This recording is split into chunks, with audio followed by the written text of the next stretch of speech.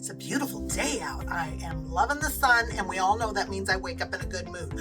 Although, I don't know if any of you deal with this as well, but I get kind of barometric, I guess that's the word, migraine sometimes. And so sometimes when the weather goes from cloudy to sunny, I wake up and I get a headache. And if I don't nip it in the butt right away, it ends up being a migraine and putting me out. So I don't know if any of you deal with that, but that is one of the sad things, that when I go from cloudy to sunny, it's when the pressure rises that I get a headache. So I don't know, old age, right? But we deal with it.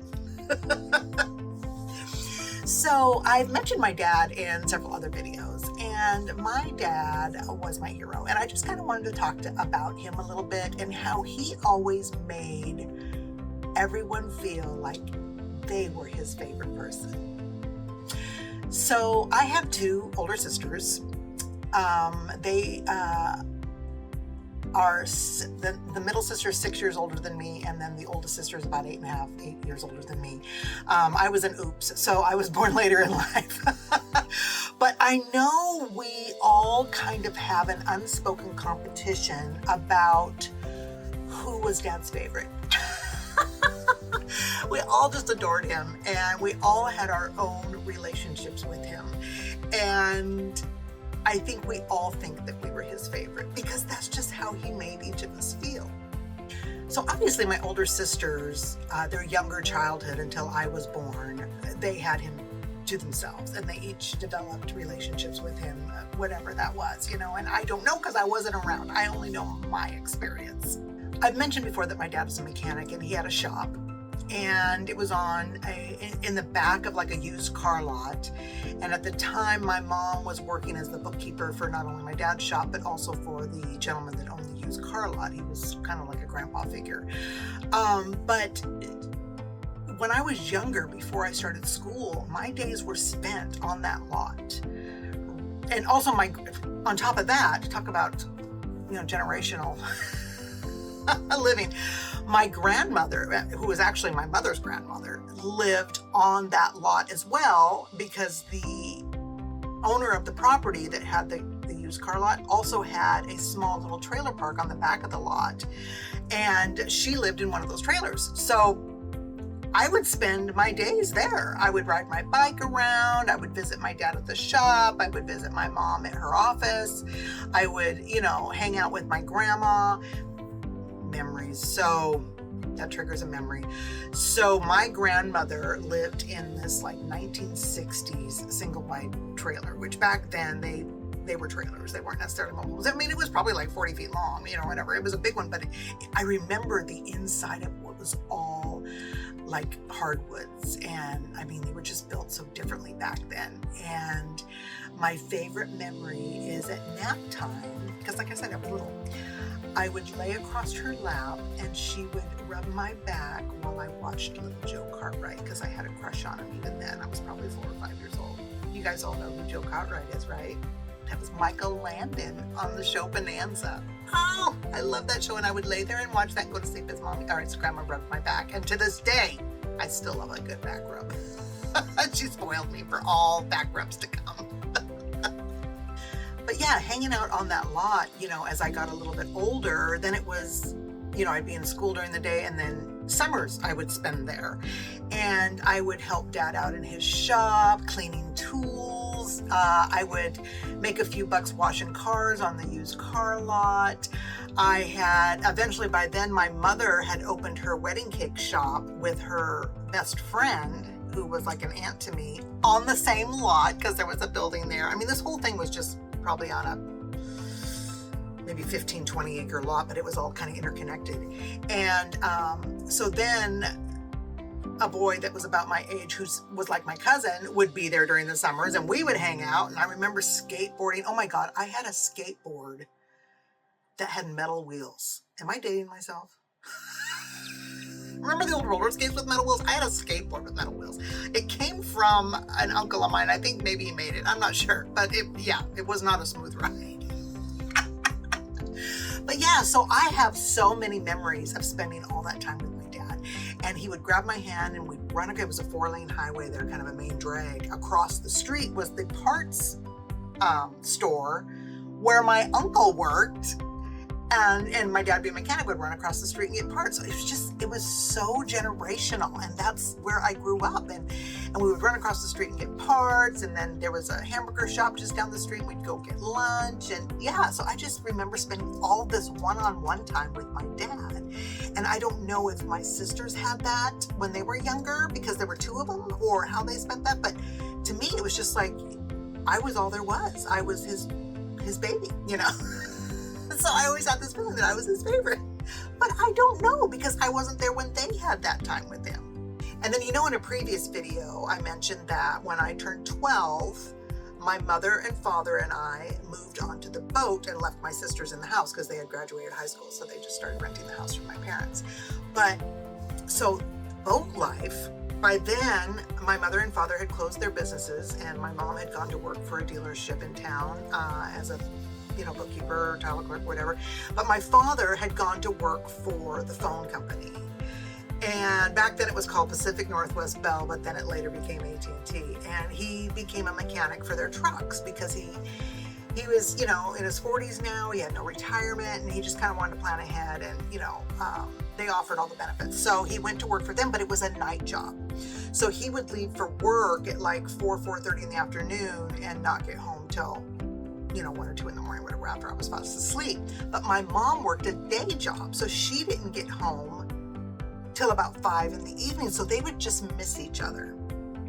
And this was the life while we lived on the boat. This was the entire situation. So who took care of Dad?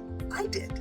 I would get home from school, he'd be there, I would make sure he got dinner, you know, I would pack his lunch, you know, we would have that one-on-one time where we would just have conversations about my day and his day. And then during the summers, I would be with him all day long, just the two of us. And we really bonded. We lived on the boat, and I would help him. Okay, so my dad was a mechanic, but he was not a craftsman as far as carpentry or anything like that. And I remember one summer we spent, all the two of us, and this is probably when I was 13, 14, we spent the whole summer sanding down our classic Chris Craft boat and varnishing it. And we were so proud. It was so much work. Oh, wooden boats are so much work. But then this guy came along, and he walked by, and he's like, looks like somebody varnished that in the dark. And we were like, we did our best. It probably could have used a lot more fine grit sandpaper on this. It was a little lumpy. But, you know, and then we would take the boat out and drift out there. And I remember this one time we were out on the boat in the bay, in Commencement Bay, out there in Tacoma. And we were drifting. And he's like, Kim, keep an eye on things. I got to go down and check something in the engine room. So he went down the engine room. We're just kind of drifting, and we're not running. And all of a sudden, you see this ship coming, because that was a shipping lane. I'm like, Dad. And he's ignoring me. Finally, he comes up just in time to start the engine and get us out of there. And my heart. But that was before I was allowed to drive the boat. I was allowed to drive the boat later. But, you know, then I wasn't going to start it up and start moving it. After that, I would have. But, you know, he made sure I was all set up and learned how to sail the skiff. And he taught me how to, you know, run the Boston Whaler. And, you know, we just had so much one-on-one time, and he always made me feel like I was his favorite.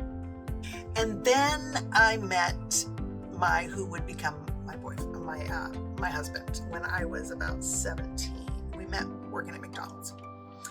And he, had no father figure. He had several stepdads through his life, you know, kind of one of those rotating door situations. Never really bonded with any of them because they were in and out, you know, before he would his whole life. And when I met him, he and his sister were living with his mother and his grandmother, his mother's mother. And I had just lost my grandmother, my back-rubbing grandmother. She had passed away of old age, and so I stepped into his family, and his grandmother was amazing. It was his mom's mom, but she was just a spitfire. And to this day, when we say grandma, that's who my kids are talking about, you know. But he hadn't had a father figure, and so he immediately had that feeling that he was Dad's favorite, you know. Dad just took him under his wing and just loved on him and taught him how to run the boat. I mean, he really had no boating experience before we met. He had gone out on his grandpa's boat fishing, but it was a smaller boat and that kind of thing, but it didn't really have that, boating experience. And before you know it, he was going on weekend trips with me, or, and my mom and dad. And because by now the older sisters weren't going anymore because they had moved on. One had gotten married and the other, was living her life. And so it was just me and mom and dad on the boat most of the time. And I would bring a friend. Well, then once I met my boyfriend that was going to be my husband, he became my friend that came with me. And him and my dad would just spend hours talking and hanging out and, all the things. And so he just was one of those, my dad was just one of those guys. He was very involved in the church. He was a Sunday school teacher when I was younger, and then later was always an usher, became a deacon. Everyone in the church knew who he was. He was just so kind and loving. But what made him different than just being kind and loving is he was a total smartass. I mean, he had a joke about everything, and that's where I got my sense of humor for sure. And back then nothing was politically correct, so he would just say things that were just hilarious, and we would sit and laugh and tell stories, and just, oh my God, I just loved my dad so much. And I remember the day I got married, and I was having cold feet, I'm not gonna lie, because I had always told myself I was never gonna get married. I was going to graduate high school, go to college, and go into advertising. I wanted to be a graphic artist and do print ads. I'm dating myself, right? And do all that. And that was my plan. Well, then when I met my boyfriend, those plans changed because now we were gonna get married, and my whole idea of what was important in life changed. But on my wedding day, I remember just being kind of cold feet, like I'm not sure what I'm doing here, what's happening, blah, blah, blah. Although I loved my husband very much and, that's what I wanted, I was having cold feet. And my dad was getting ready to walk me down the aisle at the church. And we had a huge wedding. It was like 300 people or something. It was huge because my parents invited everyone they knew. My husband and I didn't know anybody. Except for our wedding party, which was huge. But we're just getting ready to walk down the aisle, and I'm not even sure if I've ever told my husband this story, my ex-husband now. And he said, honey, it's never too late to change your mind. Are you sure you want to do this? And I was like, don't say that when I'm getting ready to walk down the aisle. But that's what I mean. He was my best friend. I could tell him anything. I talked to him about everything.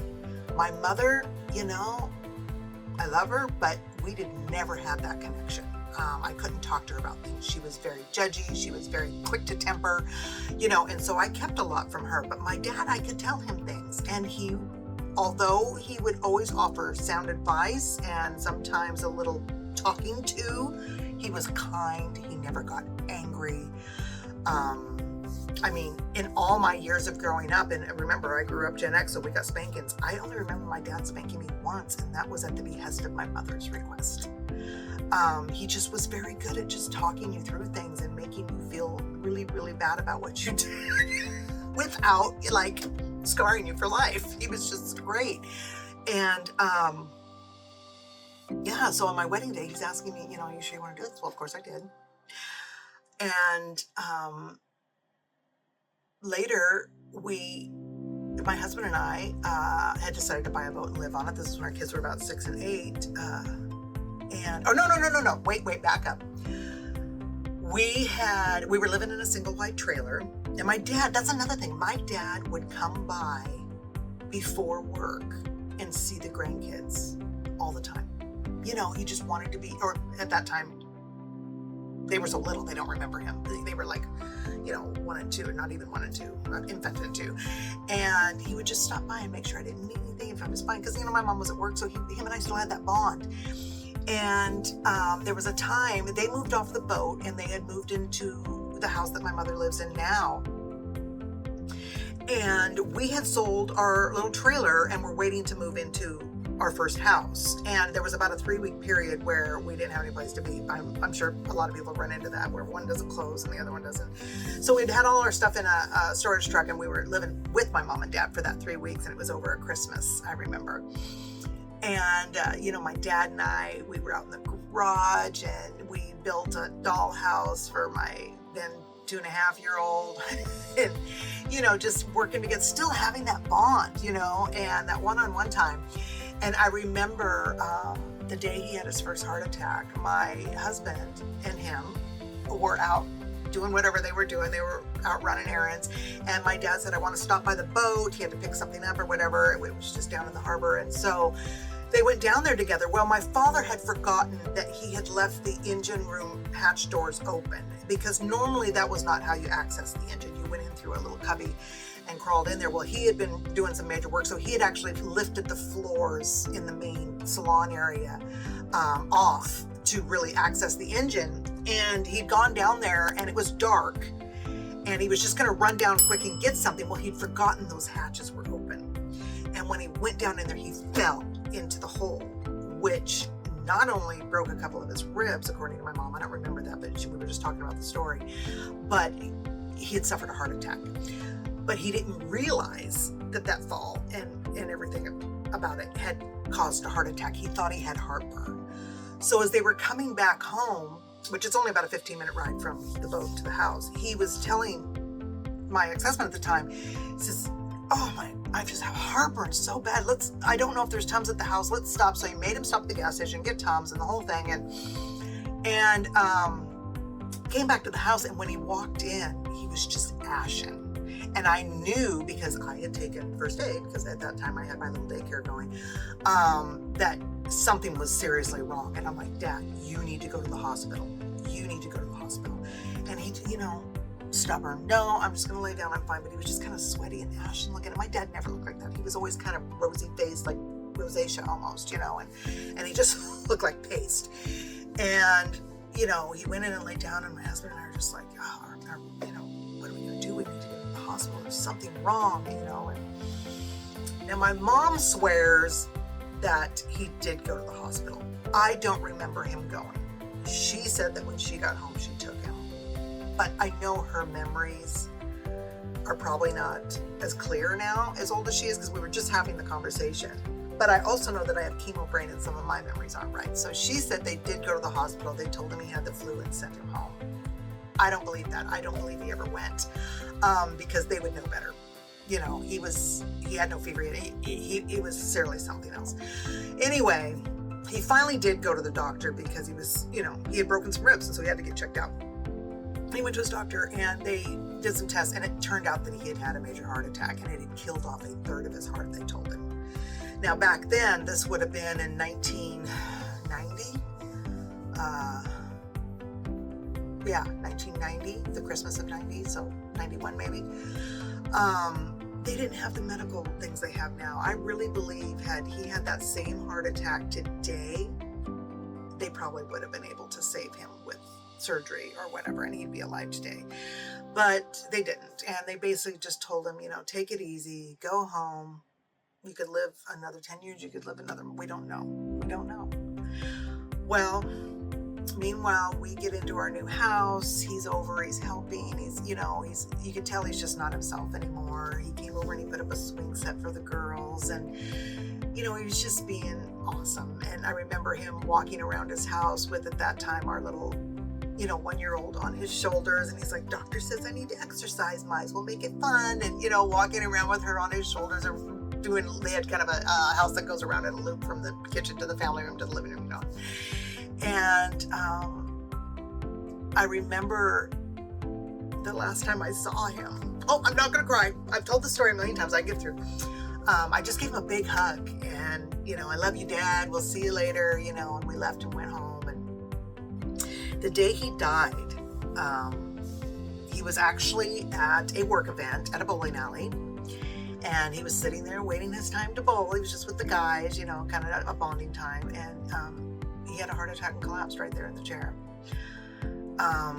How I found out, I was at home, and I had, like I said, I had a home daycare, so I'm there alone with probably about 10 kids, and I get a phone call from my sister, my middle sister, who was with my mom at the time, and I answer the phone, hello, and she says, Daddy's gone. And it didn't register. I was like, what do you mean Daddy's gone? What are you talking about? And she's like, he's dead. He had a heart attack. And from that moment on, kind of like when I was told I had cancer, I didn't hear anything she said after that. It was just, I couldn't believe it. And I remember dropping to my knees, and like my legs just went out from underneath me. You know, you see these things in the movies and you think, oh, they're just being dramatic. But no, my legs gave out and I just collapsed to the ground. And I don't remember what I told her. I guess, okay, whatever. I don't remember. I remember hanging up the phone, and then something in me, and I believe to this day it was the strength of my dad, said, you've got 10 kids here. They do not need to see you cry. They do not need to know anything is wrong. And I stood up and I finished my day. And I spent time playing with the kids it's like I just blocked it like it didn't happen. And that was probably like 2 or 3 in the afternoon. I don't remember. I know I had several hours left of dealing with the children until they would all go home around 6. And then my husband got home and I told him, and that's when I broke down. And my husband broke down. We just bawled and bawled and bawled because we were his children. We just, how would we live without our dad? You know, not gonna cry. He was the pillar that held the family together. And in fact, I wrote a poem back then honoring my dad that later was copyrighted and framed in the Holy, you know, some people took that upon themselves. I had nothing to do with that. But he was just like the pillar that held the family together. And when I say the family, I mean the extended family. He was the oldest of, 4 brothers who all had kids, And we would, and I've told stories before, like my family used to get together and play games. And, our extended family was very tight. And I remember my father's mother saying, she was still alive at the time, and she says, I shouldn't outlive my children. What is this? And it was just weird that he was gone. He was only 50 years old. He was so young and so much more to do and so many more people's lives to touch. It was such a shock. And that's when, although I had been raised in the church, I had come and gone in my faith and, especially through my teenage years. And then, but my husband and I that day made a commitment to follow Christ because we knew that's what Dad would want. We knew that if we were ever going to see him again, that's what we had to do. And there's a whole other story that goes with that journey. But, my husband had never been a Christian, but he just immediately was like, no, this is what we need to do, blah, blah, blah. And it was just a life-changing moment. And then came his funeral. And at the time, we were members of People's Church, which is now, if anyone lives in the Tacoma area, it's Champion Center. It's Kevin Gerald's church. It's a huge dome-type church, mega church. And they had a wedding chapel where I got married that sat, like I said, about 300. And that was not big enough for his funeral. We had to move it into the main sanctuary because there was just so many people there. People from all the people's lives he had touched, and I had never been to a funeral so huge in my life. I mean, I hadn't been to many anyway, but it was almost like a state affair. And it wasn't like he was any extraordinary person in the world. It wasn't like he was, curing, cancer or curing life hunger, or it was just that he had touched so many people and every person in his life believed they were his favorite. And I still believe I was. No, I'm kidding. My sisters see this. I'm like, no, we're his favorite. But he was just so amazing. And he died on April 15th or 16th. I always remember because my sister's birthday is on the 15th, and that was tough for her. Isn't it sad that I remember the exact day? I mean, I remember him leaving, but the date doesn't matter. It's just that he's gone. And I felt like after that, and I'm not a real woo-woo person, but after that, especially the 20 years after that, not so much anymore. I would see him in my dreams, and we would just have conversations about what was going on in my life right then. And we would have conversations just like we used to, and we'd joke and we'd talk about things, and just like he was there. And I know it was dreams, but we were talking about current events and things going on and his thoughts, and and that went on for about 20 years, and now not so much anymore. He's gone on, and he doesn't visit me in my dreams anymore. But the thing I want to make clear, though, and I know there are some people in my family that still, put him on some kind of pedestal. He wasn't a saint. He wasn't a saint. He had his flaws, and I loved him, and I will always remember him kindly. But, like I said, he was a smartass. He said some off-color jokes and things that probably any Christian man shouldn't be doing, but that was just him. He got away with it. And, yeah. So that was my dad, and he was just the sweetest man anyone would ever want. And my goal in life is to be like him. If I can do that, I've succeeded.